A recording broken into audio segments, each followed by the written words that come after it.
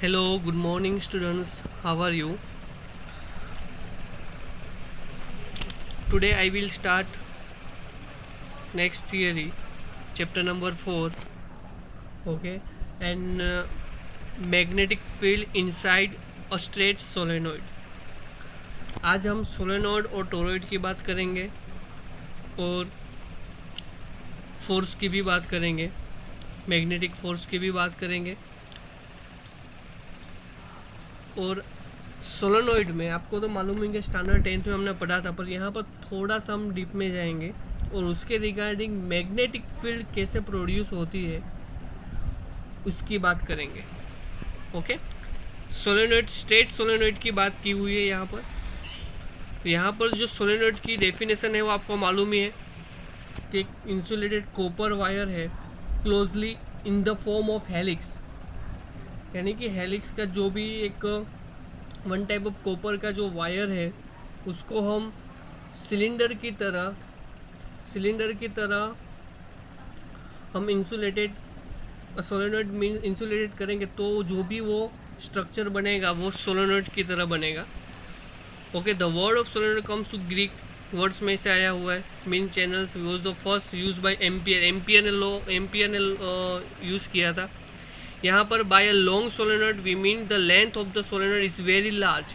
Okay, बड़ा वाला solenoid लिया हुआ है तो उसकी जो सोलेनॉइड की जो लेंथ होगी वो भी ज़्यादा से ज़्यादा बड़ी होगी कंपेयर टू डायामीटर। ओके, जो देखो very large as compared to its diameter. Okay, यहाँ पर देखो magnetic field section the finite solenoid की बात की हुई है, फाइनाइट फिक्स सोलेनॉइड दिया हुआ है। यहाँ पर पी और क्यू की भी बात की हुई है। देखो सोलेनॉइड की बात की हुई है कि चलो एक साइड से एंटर हो रहा है और दूसरी साइड से एक्सिट हो रहा है, तो आपको दिखाई दे रहा है कि मैग्नेटिक फील्ड है। ओके, मैग्नेटिक फील्ड है वो पी पॉइंट है बीच में, मिड पॉइंट में, तो वहाँ मैक्सिमम रहेगा, यानी कि ज़्यादा से ज़्यादा रहेगा। क्यू में थोड़ा कम रहेगा। ओके, देखो यहाँ पर दिया हुआ है solenoid current the entire the plane of the paper points mark by cross and leaves by plane by paper is point by mark, यानी कि देखो अंदर की तरफ रहेगा तो क्रॉस रहेगा, बाहर की तरफ आएगा तो डॉट प्रोडक्ट रहेगा। वो आगे हम पढ़ेंगे तभी आपको पता चलेगा।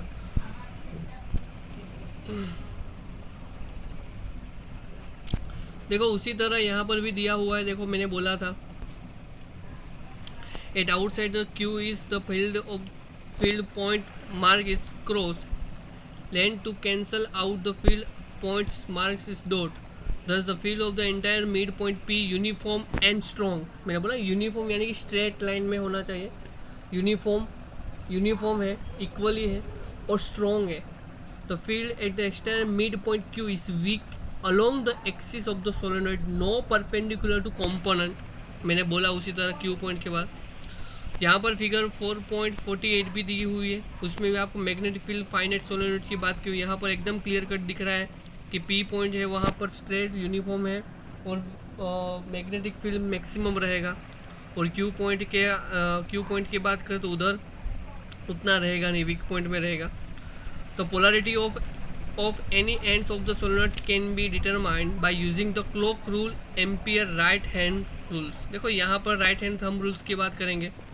देखो यहाँ पर दिया हुआ है कि देखो जहाँ से बाहर निकल रही है, जहाँ से जो मैग्नेटिक फील्ड की जो लाइन से वो बाहर निकल रही है उधर एन में दे रहा हूँ, जहाँ से एंटर हो रही है उधर मैं एस दे रहा हूँ।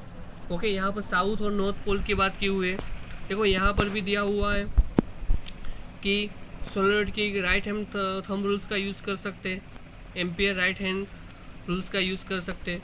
देखो यहाँ पर एन पोल दिया हुआ है और जहाँ पर भी डायरेक्शन ऑफ करंट मेरी जो फिंगर है वो बेंड हो रही है उधर वो करंट दिखाई दे रहा है। देखो यहाँ पर एक थियरी हम पढ़ने वाले हैं, the magnetic field is very long solenoid की बात करें तभी की बात की हुई है। यहाँ पर फिगर 4.50 दिखाई दे रहा है आपको। ओके, उसमें ए बी सी डी की एक वायर लिया हुआ है, वायर की लूप, उसमें आपको दिखाई दे रहा है कि चलो यहाँ पर बाहर की तरफ है, बाहर जो भी करंट पास हो रहा है ए बी में से करंट पास होगा, सी डी में से सी डी है तो वहाँ पर मैग्नेटिक फील्ड प्रोड्यूस होगा नहीं। और क्यों नहीं होगा वो हम आगे पढ़ेंगे। बी और सी और ए और डी में से भी मैग्नेटिक फील्ड प्रोड्यूस होगा नहीं। Okay, only for A to B में ही मैग्नेटिक फील्ड प्रोड्यूस होगा। देखो हम एम्पियर्स का यूज़ कर सकते हैं। Okay, integration of full integration of B into D L is equal to mu zero into total current of through the loop A B C D. तो A to B, B into D L, B to C, B into D L, integration C to D, B into D L dot अथवा B dot D L, D into A, B into B dot D L. Okay, तो यहाँ पर आपको मालूम कि सी और D, C B से लेकर सी तक की बात करें 90 डिग्री परपेंडिकुलर है, यानी कि कोस 90 यानी कि 0। B dot D L A to B वो भी 90 डिग्री, और सी और डी में से करंट ही पास नहीं होगा तो कुछ होगा ही नहीं। ओके, तो करंट मैग्नेटिक फील्ड ही प्रोड्यूस नहीं होगा। तो B is equal to 0 point outside the solenoid, मैंने बोला उसी तरह। तो ओनली फॉर कौन सा रहा, बीच में जो अंदर का है वही A to B, integration A to B, B into D L, cos 0, एक ही स्ट्रेट लाइन में है तो कोस 0 रहेगा। ओके, तो क्या डी एल का क्या रहेगा, एल, तो only B into L, where L is length of the side AB of the rectangular loop of ABCD। Okay, याद रखना, लेट नंबर द टर्न्स पर unit length of the solenoid. Suppose मैं small N ले लेता हूँ, then number of turns length L of the solenoid, तो कितना होगा, N इंटू एल होगा। होगा तो क्या होगा टोटल, तो क्या आंसर क्या आएगा, total current threading the loop ABCD NIL into BL। तो L कट हो जाएगा तो बचा क्या, B is equal to mu zero into NI। यह मोस्ट इम्पोर्टेंट है, याद रखना है आपको। Okay, B is equal to mu zero into NI। Okay,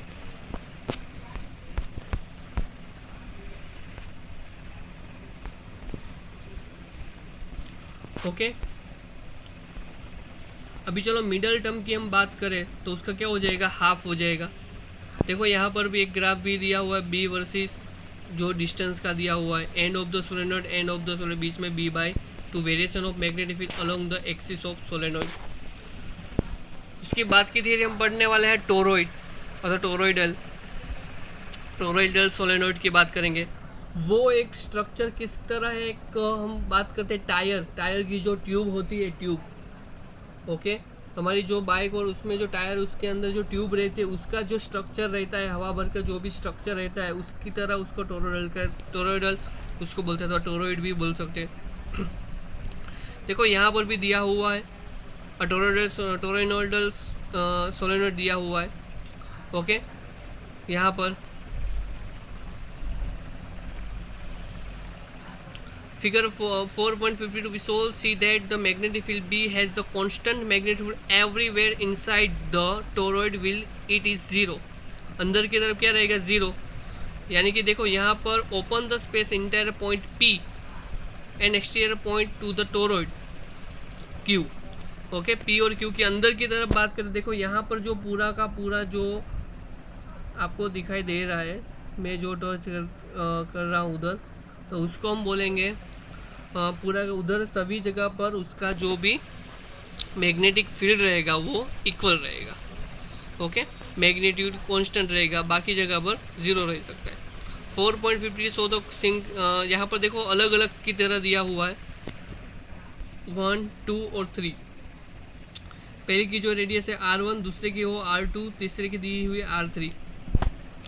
okay, तो यहाँ पर 4 point open the space entire to the toroid, blade B1 magnitude of the magnetic field along the amperian loop 1 of radius R1। पहले की बात करूँ तो कितना होगा, length of the loop L1 2πr1 हो तो आपको मालूम है सर्कम्फेरेंस रहेगा। लूप इनक्लोज बाय I, तो कितना रहेगा, उधर करंट ही नहीं तो I इज इक्वल टू 0। तो टोटल B1 में कितना रहेगा, 0 ही। ओके, उसी तरह आप सेकंड पॉइंट की बात कर लो तो उसमें क्या रहेगा, लेंथ ऑफ 2πr तो रहेगा L2। तो if capital N is the total number of turns in the toroid and I the current in the toroid, then total current enclose by loop 2 की बात करें तो कितना होगा, N into capital N into I। क्योंकि देखो यहाँ पर टोटल नंबर ऑफ टर्न्स है, तो क्या होगा b into 2πr into mu zero into capital N I, तो b इज इक्वल टू क्या होगा mu zero N I upon 2πr। यहाँ पर n अपॉन 2πr की जगह पर रेडी स्मॉल n भी लिख सकता हूँ, ओके स्मॉल n भी लिख सकता हूँ, तो क्या होगा mu zero into N I भी हो सकता है। 4 point in the open the space exterior, तो उधर तो बोला ही अभी कि एक्सटेयर और इनसाइड में तो ज़ीरो होगा, तो b3 क्या रहेगा 0 रहेगा। ओके यहाँ पर याद रखना, देखो यहाँ पर ये example base ampere circuital law and magnetic field straight solenoid and toroidal solenoid, यहाँ पर जो भी ये फॉर्मूला दिया हुआ है वो डायरेक्टली आप एग्जाम्पल में यूज़ कर सकते हो, ओके इसलिए मैंने यहाँ पर ये रखा हुआ है क्योंकि आपको कोई दिक्कत ना हो, डायरेक्टली आप फाइंड आउट कर सकते हो एग्जाम्पल के रिगार्डिंग, आप एग्जाम्पल आप सोल्व कर सकते हो। यहाँ पर एग्जाम्पल नंबर 27 भी दिया एकदम प्रैक्टिस के लिए, कुछ नहीं है वैल्यू ही पुट करनी है b zero mu zero into N I की में। म्यू ज़ीरो तो हमारे पास है 4.10⁻⁻⁷, वो भी वैल्यू है स्मॉल n और आई भी। एग्जाम्पल नंबर 28 वो NCERT का है, वो भी क्या होगा स्मॉल n पहले को फाइंड आउट कर नंबर ऑफ टर्न्स n पर यूनिट लेंथ, यानी कि कैपिटल N अपॉन L, उसको मेरे को स्मॉल n मिलेगी, स्मॉल n मिलकर हमको I हमारे L हमारे पास है 0.5 मीटर, रेडियस हमारे पास 0.01 metre, b zero into N I में वैल्यू पुट करेंगे तो आपको आंसर मिल जाएगा। Force on a moving charge in a magnetic field की बात करेंगे। देखो अभी मैंने बोला था force on a moving in a magnetic field, okay magnetic field की बात करेंगे। देखो यहाँ पर मैं अभी बात कर रहा हूँ कि जो भी फोर्स रहेगा, ओके देखो यहाँ पर एक डायग्राम दिया हुआ है 4.56 मैग्नेटिक लॉरेंट्ज फोर्स की बात करेंगे। 3 डायमेंशन दिया होना x y और z, ओके वो वहाँ पर हम आगे भी flamingo left hand rules use करेंगे, ओके तो यहाँ पर दिखाई दे रहा है आपको कि suppose positive charge q moves with the velocity v in a magnetic field b and v makes an angle theta with b as shown figure 4.56। देखो यहाँ पर थीटा दिया हुआ है, v की बात की हुई, वेलोसिटी की बात की हुई है। The from the experiment then the charge of q moving in the magnetic field b experiences a force f such that the force is proportional to the magnitude of the magnetic field, यानी कि directly force है वो directly proportional to magnetic field है, जितना ज़्यादा force रहेगा उतनी जगह उसकी magnetic field. If the force proportional to the charge, यानी कि डायरेक्टली चार्ज से भी प्रोपोर्शनल है डायरेक्टली, और the force proportional to component of the velocity v in the perpendicular direction of the field b f proportional to v into sine theta. सभी को combine करते हैं मेरे को क्या मिलेगा f is equal to f proportional to Q V B sine theta, okay तो Q V B constant तो हम ले सकते हैं, कॉन्स्टेंट इज इक्वल टू 1 भी ले सकता हूँ, Q V B sine theta को निकाल दूँ तो मेरे को क्या मिलेगा f is equal to Q into V cross B, okay यहाँ पर याद रखना v cross B, Q electric charge तो रहेगा ही हमारे पास। भी स्पेशल केस दिया हुआ है, suppose v is equal to 0 then f is equal to B 0, theta is equal to 0 otherwise 180 तो f is equal to B 0, theta is equal to 90 तो मेरे को मिलेगा maximum f is equal to Q V B, okay Lorentz force की। यहाँ पर देखो अभी वो तो फ्लेमिंगो लेफ्ट हैंड यूज़ करके रहेगा, तो जो भी रहेगा फोर्स की जो डायरेक्शन है उस तरफ हमारा थंब रहेगा, तो f पहली वाली जो उंगली रहेगी उस फील्ड की डायरेक्शन दिखाई दे रही, और जो दूसरी वाली रहेगी वो क्या होगी I otherwise v, current otherwise velocity, okay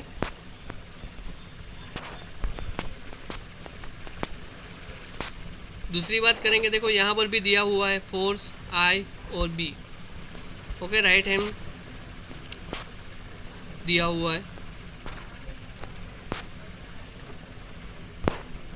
अलग अलग यूनिट भी दिया हुआ है। B का यूनिट फाइंड आउट करने के लिए 1 टेस्ला कहाँ से है वो मैं बता रहा हूँ आपको, ऐसा यूनिट ऑफ B 1 न्यूटन, इसमें से आप B को लीटर बना दो, divided by 1 ampere into 1 metre, N ampere into metre unit को बोलेंगे टेस्ला, ऐसा unit of magnetic field of tesla याद रखना है आपको।